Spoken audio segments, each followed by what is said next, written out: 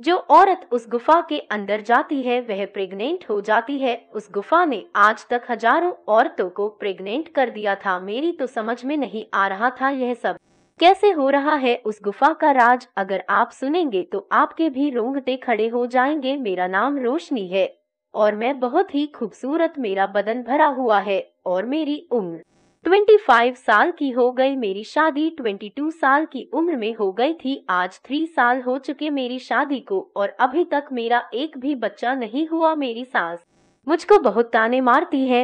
वह दिन भर मुझे बच्चों का ताना दिए रहती। मैं तो बहुत परेशान हो जाती हूँ और दिन भर कमरे में बैठकर रोती रहती। मेरी तो समझ में नहीं आ रहा कि मैं क्या करूं कि आखिर मैंने ऐसा कौन सा गुनाह कर दिया जो भगवान ने मेरे साथ ऐसा कर दिया। मैं हमेशा दिन भर प्रार्थना करती रहती हूँ कि मुझे जल्दी से बच्चा दे दो। मैं अपने पति को भी समझती रहती हूँ लेकिन वह भी दिन भर अफसोस में रहते हैं। one दिन मैंने अपने पति से कहा कि चलो शहर चलते हैं, वहाँ पर अपना टेस्ट करवाते हैं कि आखिरकार बच्चा क्यों नहीं हो रहा है। जब मैं अपने पति के साथ शहर आई और वहाँ पर मैंने अपना टेस्ट करवाया तो रिपोर्ट पढ़कर हम दोनों के होश उड़ गए। उसमें लिखा था कि आप कभी भी मां नहीं बन सकती। हम लोग फिर अपने गांव वापस आ गए।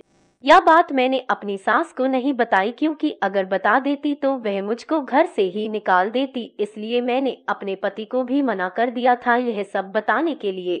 मेरी सास जब भी मुझे ताना मारती तो मैं उनसे कह देती, माँ 1-2 साल और इंतजार कर लेते हैं। इसी तरह हमारे दिन गुजर रहे थे। एक दिन मोहल्ले की एक औरत हमारे घर पर आई। मेरी सास ने उसको यह सारी बातें बताई तो उसने कहा कि चिंता ना करो, हम लोगों के गांव में एक गुफा है जहां पर कोई भी औरत जाती है तो खाली हाथ वापस नहीं लौटी है। उसे गुफा से आने के बाद वह प्रेग्नेंट जरूर हो जाती है। मेरी सास यह बातें सुनकर बहुत खुश हुई और मुझसे कहने लगी तुम भी चलो। लेकिन मुझे इन सब अंधविश्वास पर बिल्कुल भी भरोसा नहीं है क्योंकि डॉक्टर ने तो मुझे पहले ही बता दिया था कि अब मैं कभी मां नहीं बन सकती। फिर उस गुफा में जाकर क्या होने वाला था यह सब अंधविश्वास है और मैं यह सब नहीं मानती थी। मैंने अपनी सास को मना कर दिया कि मैं नहीं जाऊंगी। आखिरकार मैं एक पढ़ी लिखी लड़की थी। मेरे माँ बाप ने मेरी शादी जल्दी कर दी थी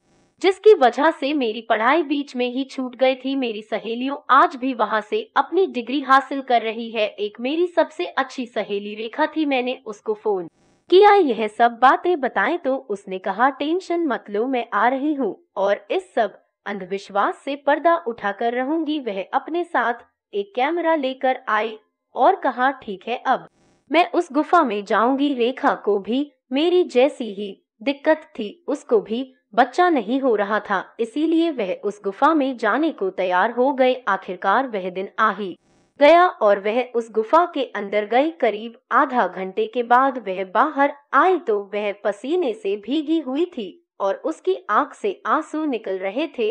मैंने उससे पूछा कि क्या हुआ अंदर, तो उसने कुछ भी बताने से मना कर दिया। मैंने उससे कैमरा मांगा तो देखा कैमरा ऑफ था। मैंने कहा इसमें तो कोई भी रिकॉर्डिंग नहीं है तो उसने कुछ भी नहीं बोला और चुपचाप बिना मुझसे कहे अपने घर वापस चली गई।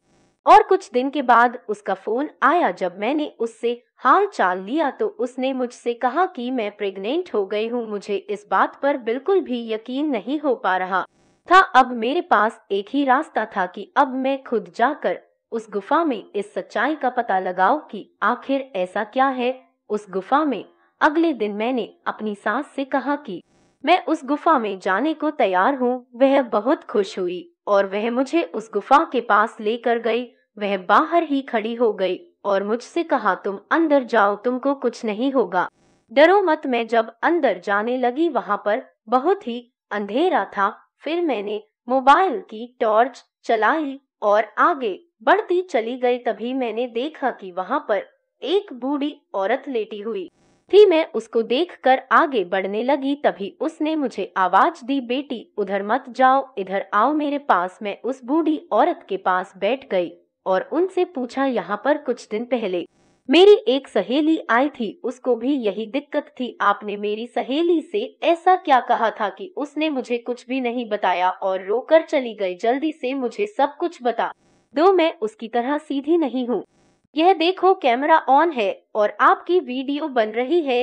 यह वीडियो मैं यूट्यूब पर डालकर आपको वायरल कर दूंगी और यह सब अंधविश्वास जो आपने फैलाया है या सब बंद हो जाएगा। वह बूढ़ी औरत डर गई और मुझसे कहने लगी कि सुनो बेटी, तुम या कैमरा बंद कर दो, मैं तुम्हें सब कुछ सच सच बताती हूँ। मैं भी तुम्हारी तरह इसी गांव की एक बहू थी। मेरी भी जिंदगी बहुत अच्छे से गुजर रही थी, लेकिन शादी के बाद मेरे भी बच्चा नहीं हुआ, जिसकी वजह से मेरी सास ने मुझे घर से निकाल दिया। मैं भटकते भटकते इस जंगलों में आ गई और यहाँ पर मुझे एक बूढ़े बाबा मिले, जिन्होंने मुझे इस जड़ी बूटी के बारे में बताया। लेकिन मैं उस गांव में वापस नहीं जा सकती थी और ना ही अपने घर जा सकती थी। मेरी जिंदगी तो बर्बाद हो चुकी थी और मैं नहीं चाहती थी कि इस वजह से किसी और की जिंदगी बर्बाद हो। इसीलिए मैं मुंह छुपाकर इस गुफा में बैठकर सब औरतों का इलाज करती हूँ, जिससे मुझे कुछ पैसे और खाने के लिए मिल जाता है। मैंने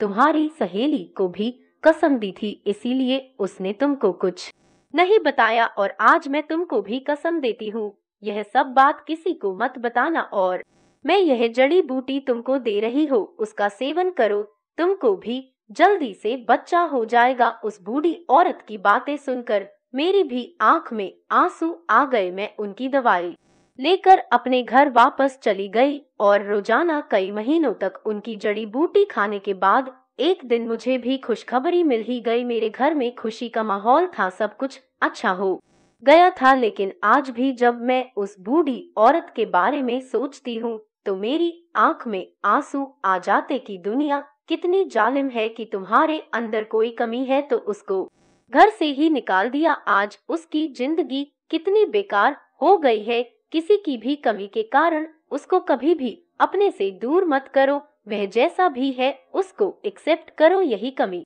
अगर आपके लड़के में होती तो क्या आप अपने लड़के को घर से भगा देते? इसलिए दूसरे की लड़की को भी अपनी बेटी ही समझो और उसको वैसा ही प्यार करो। दोस्तों, एक नई कहानी के साथ आपसे मैं मिलने फिर जरूर आऊंगी। धन्यवाद।